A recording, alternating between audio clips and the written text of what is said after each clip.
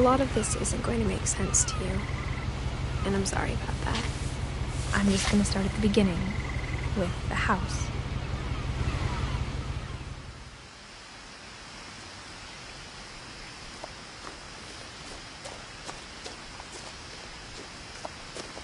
Someone had put up a chain link fence, but it looked like I wasn't the first person to hop it. My brother Milton disappeared when I was 4. It was like the house just swallowed him up.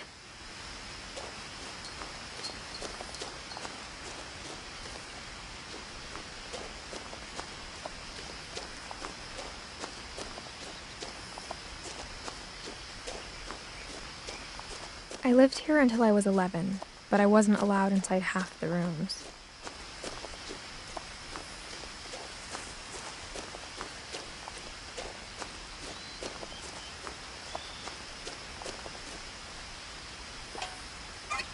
Inside the mailbox were bills from 7 years ago, marked urgent, open immediately.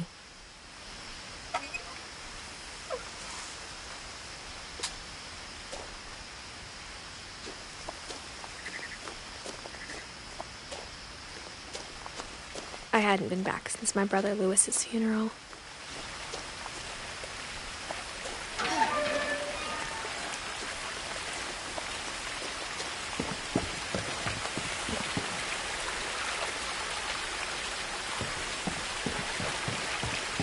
In her will, my mother left me a key, but didn't tell me what it unlocked.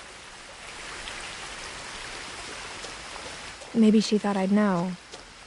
Or she thought that the mystery would be enough to bring me back.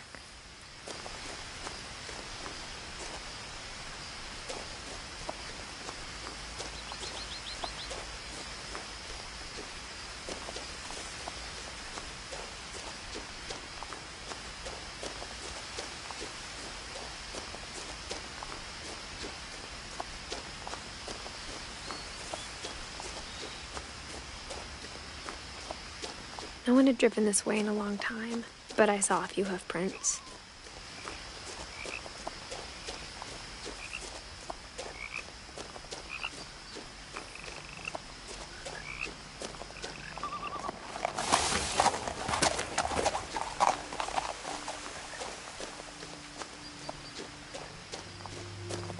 The truth is, even after I inherited the house, I never thought I'd come back to it. But now I had questions about my family that only the house knew the answers to.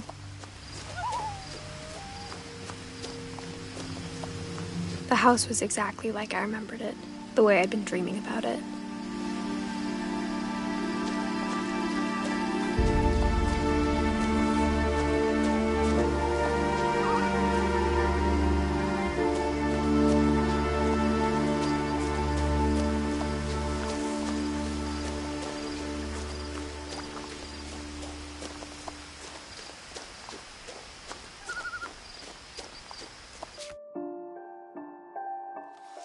The woods around the house have always been uncomfortably silent, as if they're about to say something but never do.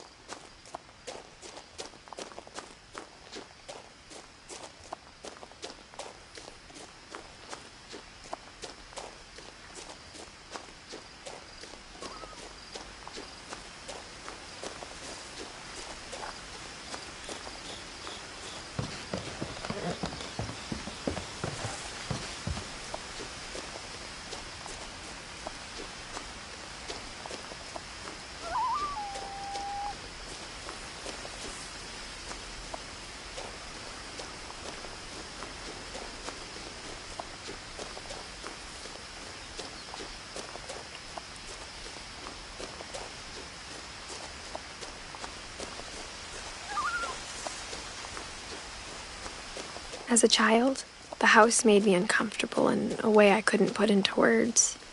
Now, as a 17-year-old, I knew exactly what those words were. I was afraid of the house.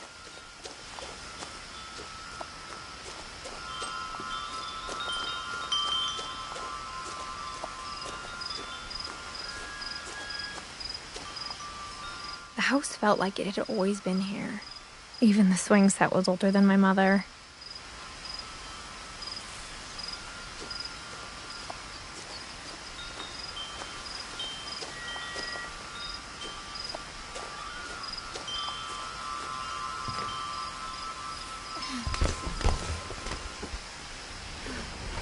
Crawling through the doggy door used to be a lot easier when I was 11.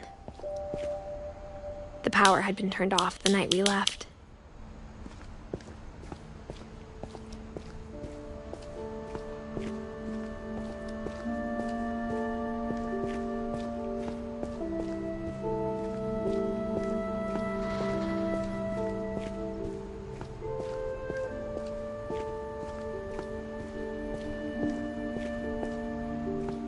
For the first time in years, I felt like I was home. But instead of a family, there were just memories of one. Like how after Louis started working at the cannery, we all got sick of eating salmon, except our cat, Molly.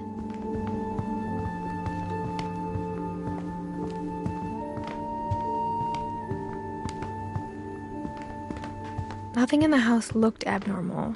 There was just too much of it, like a smile with too The many table teeth. was still a wreck from the night we left. It was like a bomb had gone off, killing everyone but sparing the furniture.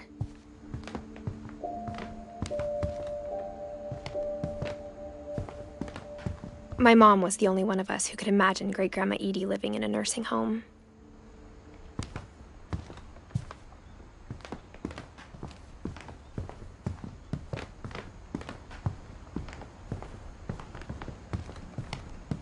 Even the fireplace had a story.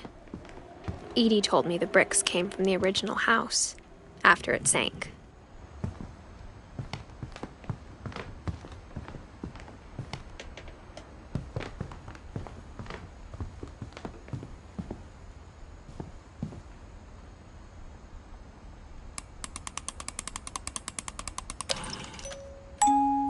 Great-Grandpa Sven built a music box for Barbara, along with the rest of the house.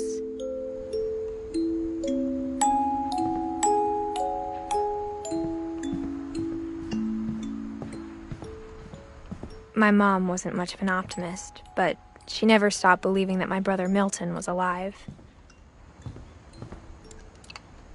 A lot of things got left behind in the whirlwind of that last night.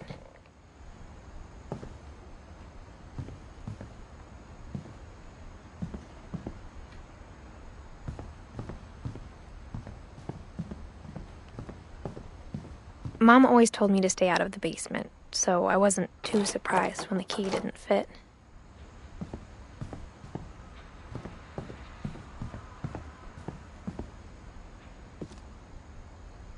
After Milton disappeared, Mom sealed up all the bedrooms. Then Edie retaliated and drilled peepholes.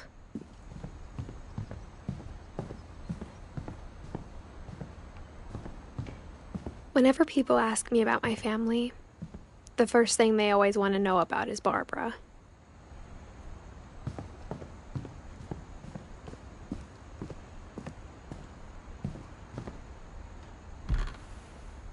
Barbara was a child star for 2 years, until America grew out of it.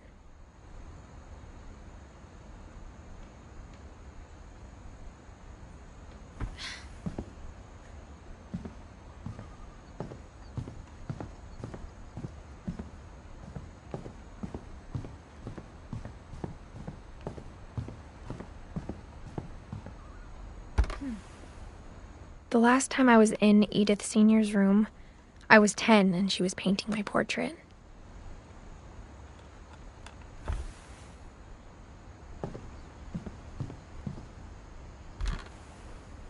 My Grandpa Sam spent 7 years sharing a room with his dead brother, Calvin.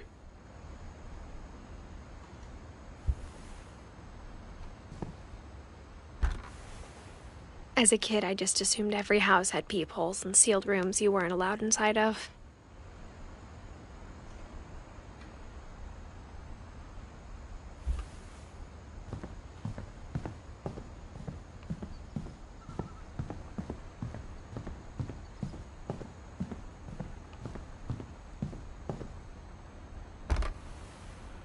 Molly always seemed like a girl I could imagine being friends with, if she hadn't died in 1947.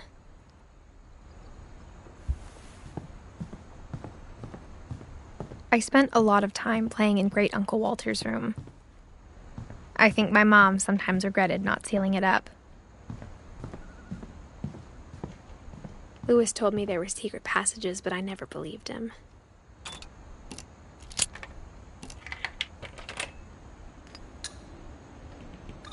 Turns out, my mom was really good at keeping secrets. Now it was time to find out what my mom had been afraid of.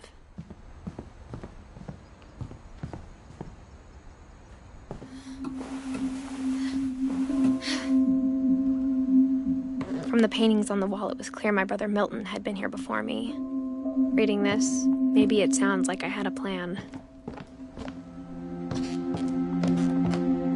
But I had no idea what was behind that door.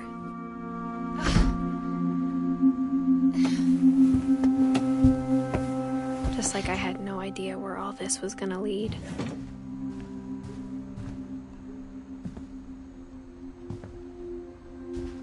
I grew up looking at Molly's room through the peephole. Being inside for the first time, I felt like I'd stepped behind a painting.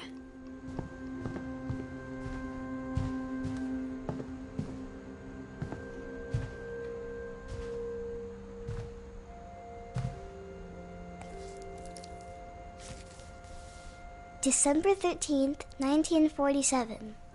Dear Diary, I'll be gone soon, but I wanted to tell somebody about what's gonna happen. It started when Mom sent me to bed without dinner. I woke up and I was starving, so I looked around for something to eat.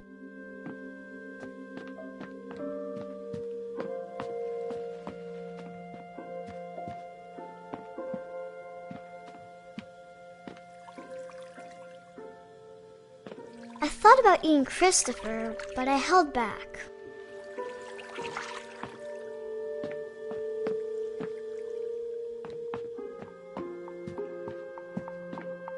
The gerbil food was dry, but I didn't mind it. Mom, can I come out now? Sweetheart, it's late. Go to sleep.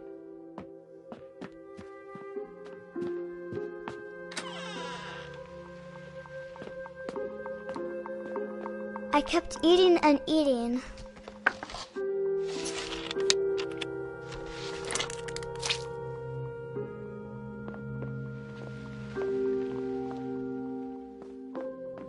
I ate a lot of things that night.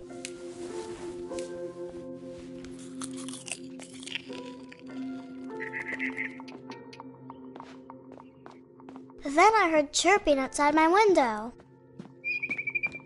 It was a barn swallow going back to her nest. I reached out for her.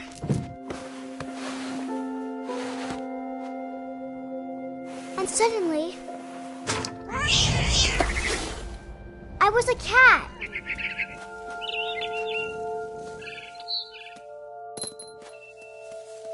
I tried to be quiet, but the bird was really scared.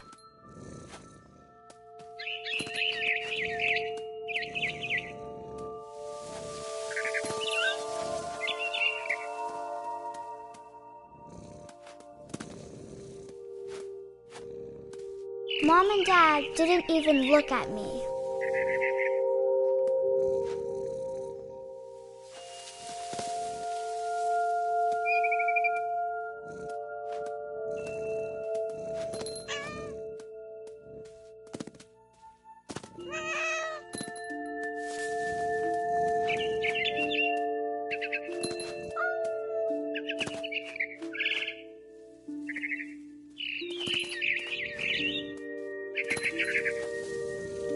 puppies were all gone.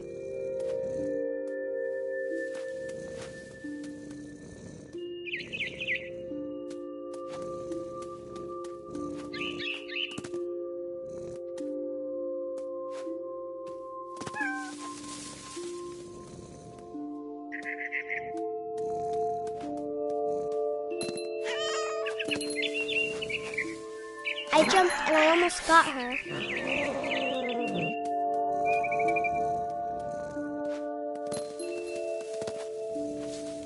I could tell she was getting really tired.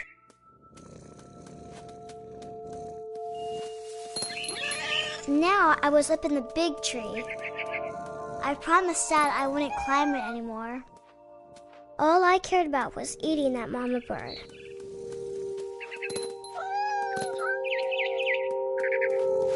I gobbled her up.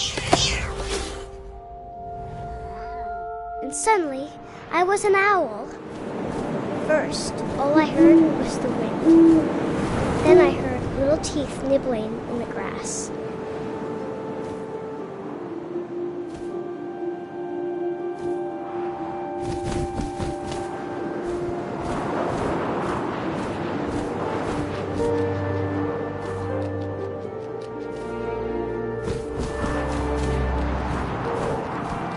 Rabbits.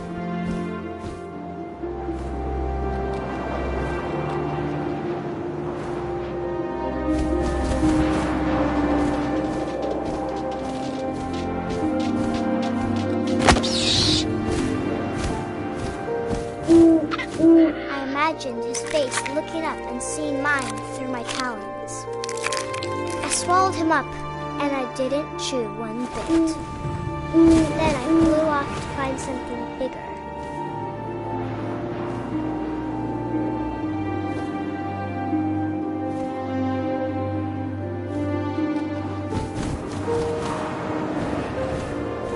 A mama rabbit.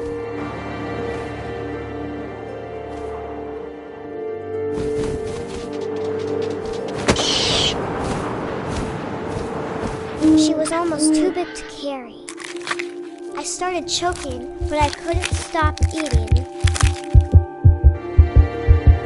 And suddenly, I was a shark.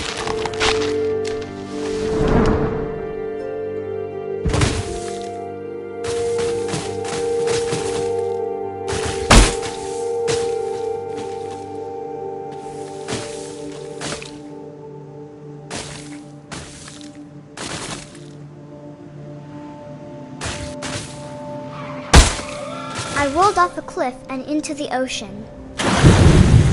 Now, I was hungrier than ever.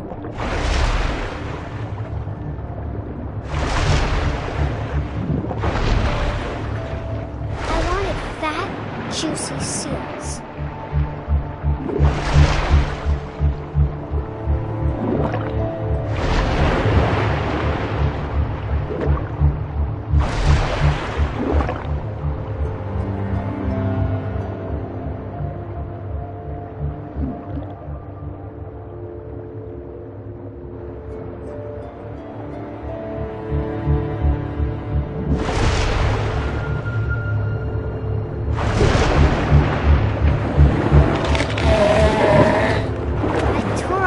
Flipper, and it tasted really good.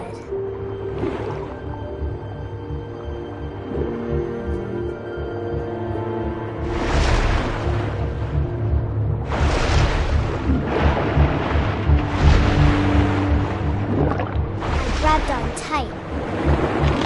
When I was so hungry, I jumped out of the water. When I opened my eyes, everything had changed.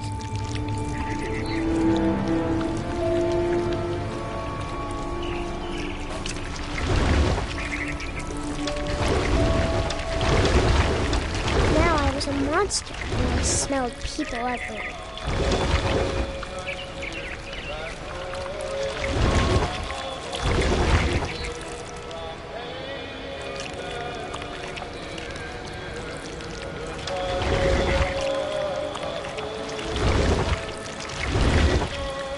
I was big, but I moved real wild. Yeah!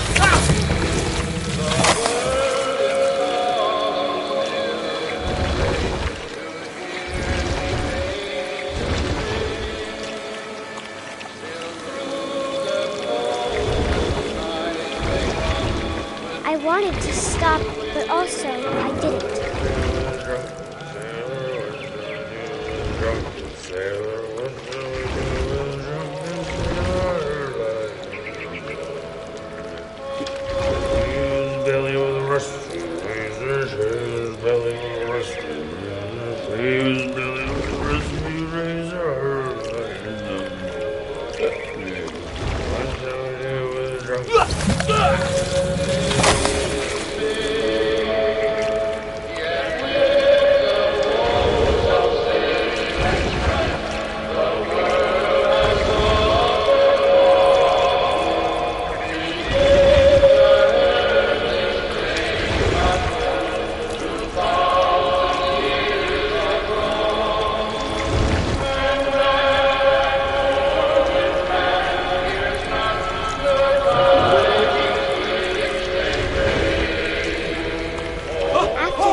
Passenger, I was still hungry. And to cross the water, I smelled something new. Something I had to have, so I swam towards it.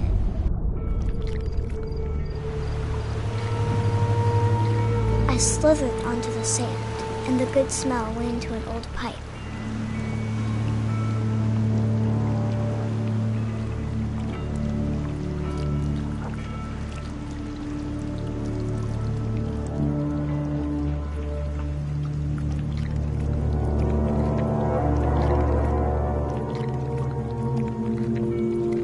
I got closer and closer.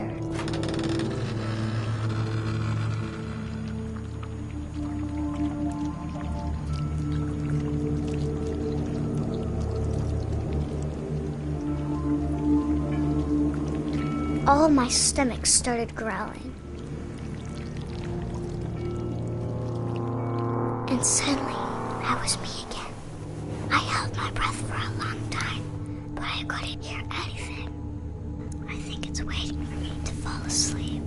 But it's not going to wait much longer. It needs to feed, and we both know I will be delicious.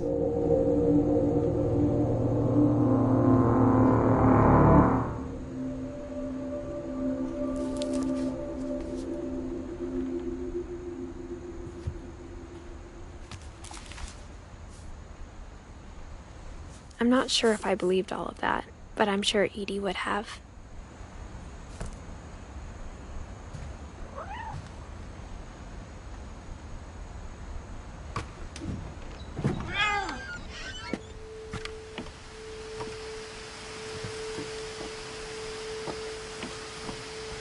This will be obvious later, but my mom never told me any of these stories. Edie would have, but Mom didn't like bringing up the past. Though, when we adopted a stray kitten, she was the one who named it Molly. I spent a lot of time in Great-Grandma Edie's room. Louis died a week before we left, but Edie had already started to memorialize him. When Edie told people Sven was killed by a dragon, she could also have said he was building a dragon-shaped slide that collapsed. Her room was like a museum. For 500 years, the Finches have been famous throughout Norway for their fortune and misfortune.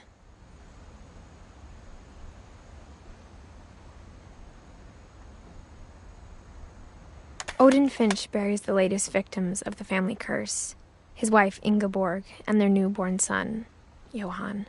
On January 7th, 1937, he set sail with his family and his house, hoping to leave the curse behind. But 40-foot waves off the coast of Washington send the house and Odin to the bottom of the sea. Odin's daughter Edie, with husband Sven and baby Molly, step ashore on their new home, Orcas Island. Odin Finch is the first to be buried in the new family cemetery. His daughter Edie is already dreaming of a new Finch house.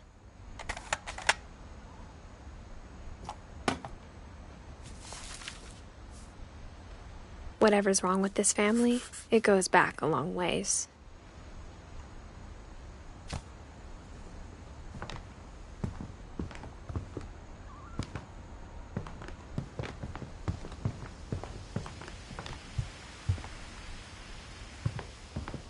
even in her 90s. Sometimes Edie seemed a lot younger than my mother.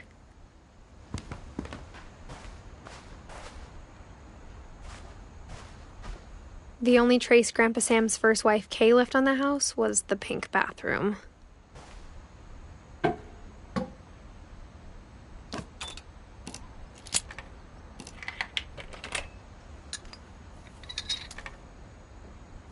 There's a secret in this bathroom. It's in the last place you would look. It isn't in the cupboard. It's hidden in this book.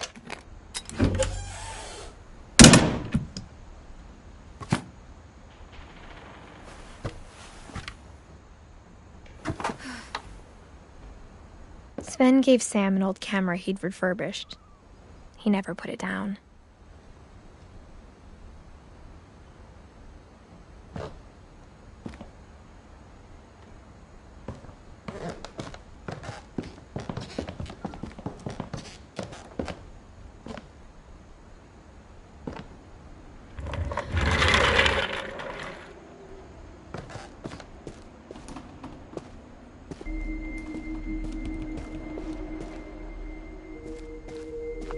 I knew Grandpa Sam had a twin,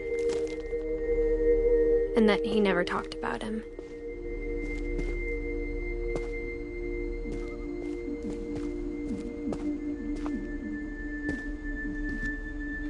I guess my grandpa didn't like history any more than my mom did.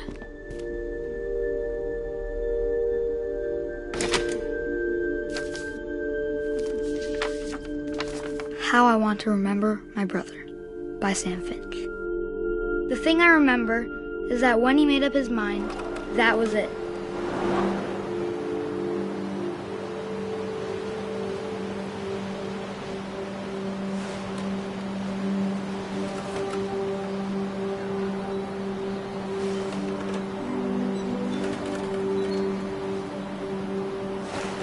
My brother said he'd die before he ate another mushroom, and he did. At Barbara's funeral, we swore we'd never be afraid again, and he wasn't. I think Calvin always wanted to fly. Sam! Calvin! Dinner's ready! Coming! But that day, he finally made up his mind to do it. I told him going around was impossible. Maybe if I hadn't said that. Calvin! I'm not gonna tell you again! Maybe if the wind hadn't picked up. Then maybe he'd still be here. But I doubt it. I think he'd already made up his mind.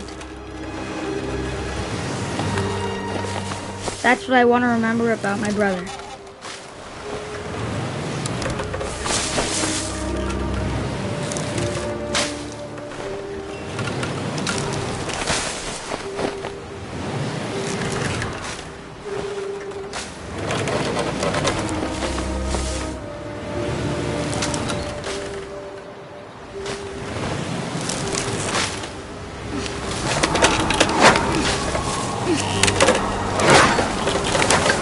The day he made up his mind to fly.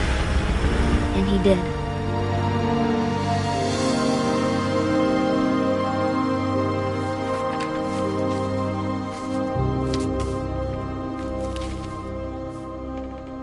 Calvin's story felt strangely familiar. When I was younger, I remember trying to do the exact same thing. After the funeral, Edie roped off Calvin's half of the room.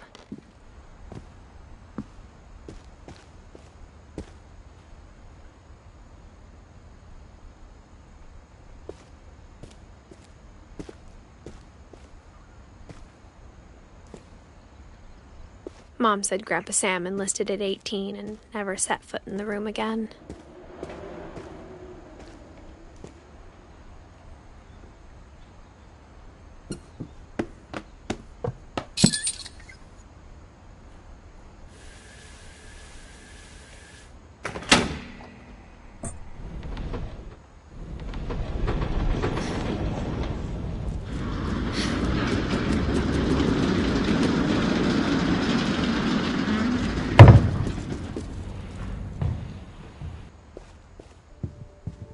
The passages were a pretty tight fit. They'd obviously been built for smaller hands and bellies.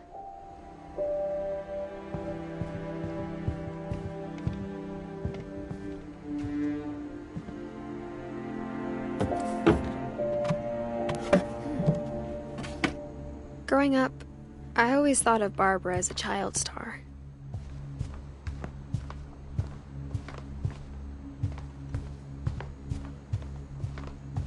I never thought about how hard it must have been for her afterwards.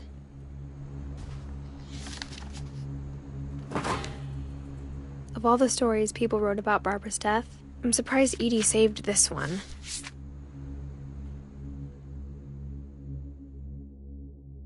Old Jack here with another ghastly tale inspired by America's most unfortunate family. I'm calling it The Surprise Ending of Barbara Finch. As a child star, Barbara was famous for her scream. Now at 16, she was all washed up. A has-been. But in a lucky break, she'd been asked to perform her signature scream at a local convention for monster movie fans. It was just the boost her career needed. Unfortunately, her scream hadn't aged well. Getting better. I think you just need the right motivation. Her biggest fan and current boyfriend, Rick, was about to demonstrate when... Now that was a great scream. It was Barbara's father, Sven. He'd slipped into a table saw and had to be rushed to the emergency room. So Barbara got stuck babysitting her youngest brother, Walter. Her convention comeback was cancelled. Okay, I'm hearing frustration, but I'm not hearing terror. What if I tried... A gang of hoodlums in Halloween masks have been terrorizing Orcas Island tonight. Police are urging residents to... That came from the basement. You're right! Also, I loved your delivery on that. Why is your basement door locked? Because my dad likes making puzzles and secret passages. There's a key hidden in the music box.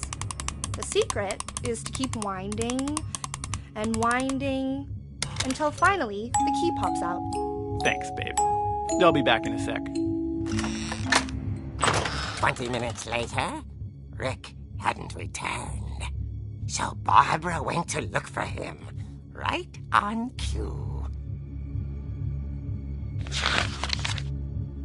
She reached for the music box.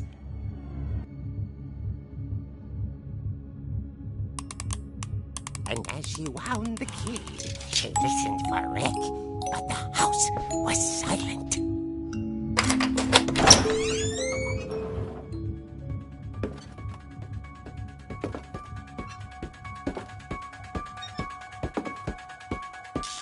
She found Rick's crutch and imagined the worst.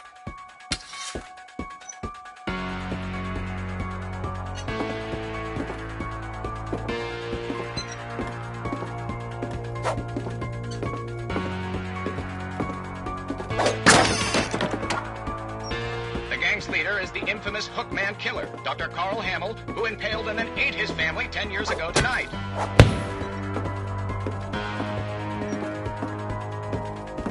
Old Finch rattled and grew still. Oh dear! Oh! Rick? Barb, relax. I was just trying to scare you to help you find your scream. Well, I'm not scared, Rick. I'm furious. Then act furious. All I'm getting from you now is that you're hurt and confused and you... She threw him out, but she kept a little something to remember him by. Barb, have you seen my other crutch? And she was still holding it when she fell asleep watching the late picture show. Hours later... Barbara! Walter, what's going on up there? Ah! Okay, I'm coming up, but if this is a trick, you're dead, Walter.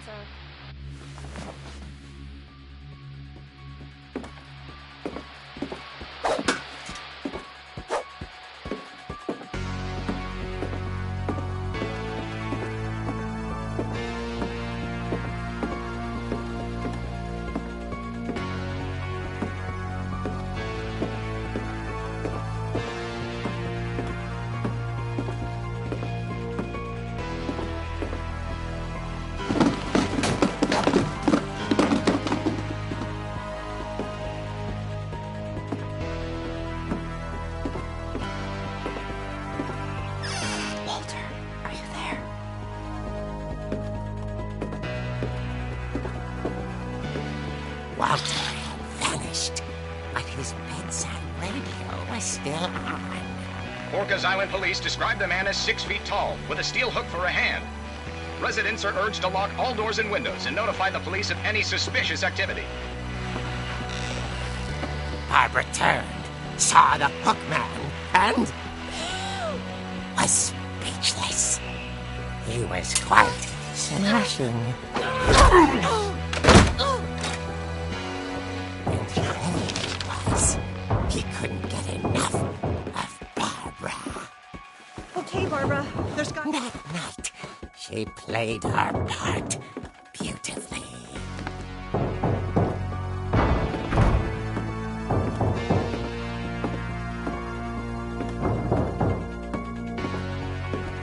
Molly's door hadn't been opened in years. The hinges groaned.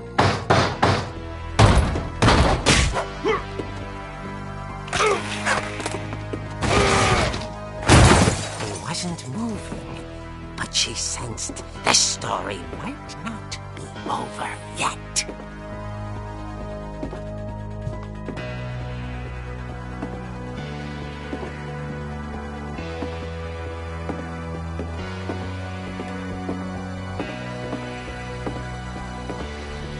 The hookman had vanished. She listened for his breathing, but all she heard was...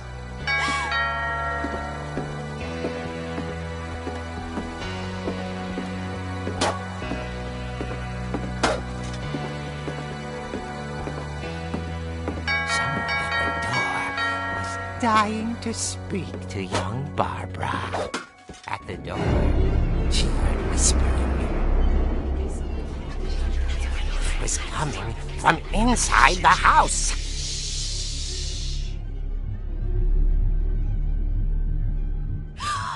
Oh, dear.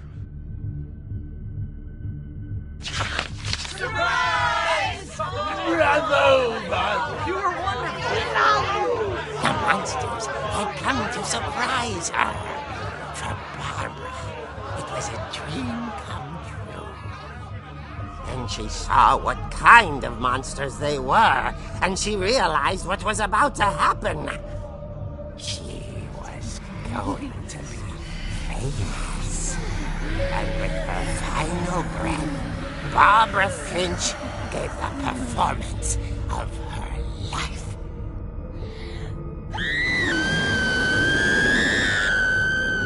I wasn't there myself, but I hear Barbara was magnificent. Poor girl. She had a taste for stardom. But unfortunately, so did her fans. Of course, the police blamed it all on poor Rick, who disappeared the same night. And little Walter? Hiding under his bed the whole time. He took it all pretty hard, but that's another story. As for Barbara, tucked inside the music box is all they ever found of her. Her ear. Now that's what I call a real eerie tale.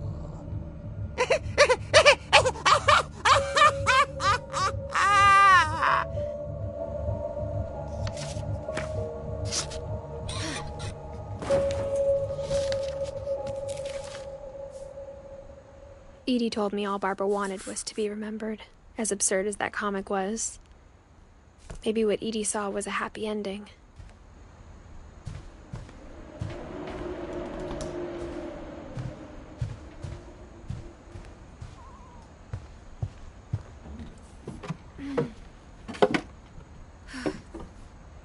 I guess now I know why Mom didn't like me playing with the music box.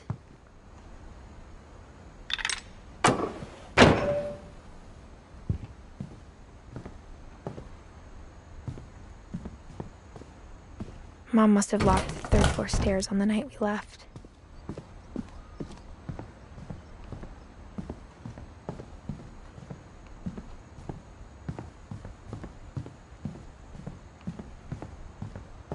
It's funny. All those times I played with the music box and never found the basement key.